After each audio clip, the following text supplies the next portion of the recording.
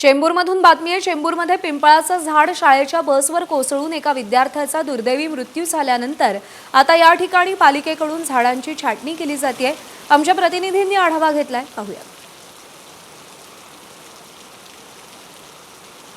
परवाच्या दिवशी मुंबईच्या चेंबूर परिसरातील रोड नंबर 11 वर एक झाड स्कूल बसवर कोसळला आणि ज्यावेळी ही घटना घडली त्या शाळेच्या बसमध्ये 13 विद्यार्थी होते आणि तो झाड काढताना 1 ते 1.5 तासाचा वेळ लागला आणि त्या रेस्क्यू ऑपरेशनमध्ये एका 11 वर्षीय छात्राची मृत्यू झाली।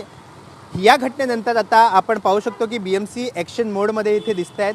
जेवढे झाड त्याच रोडवर होते जे कदाचित पडण्याची शक्यता होती त्याला आता कापला जातोय आणि आपण पाहू शकतो तो दृश्य, हा रस्ता सध्या बंद करण्यात आलेला आहे आणि इथे जो झाड आपल्याला दिसतोय रस्त्याच्या सुरुवातीलाच त्याला इथे कापण्यात आलेला आहे आणि जेवढे झाड इथे आता कापल्यानंतर जे पडलेले आहेत त्याला छोटे छोटे पीसेसमध्ये कापून त्याला इकडनं हटवण्याचा प्रयत्न युद्ध पातळीवर सुरू करण्यात आलेले आहे। सध्या हा रस्ता बंद ठेवण्यात आलेला आहे आणि आपण पाहू शकतो की जर हाच ॲक्शन आपल्याला पावसाच्या आधी दिसला असता तर ती घटना घडली नसती असा इकडच्या लोकांचा म्हणणं आहे आणि जर याच प्रकारे कारवाई BMCने पाऊसच्या आधी केली असती तर 11 वर्षाचा विद्यार्थीची डेथ झाली नसती।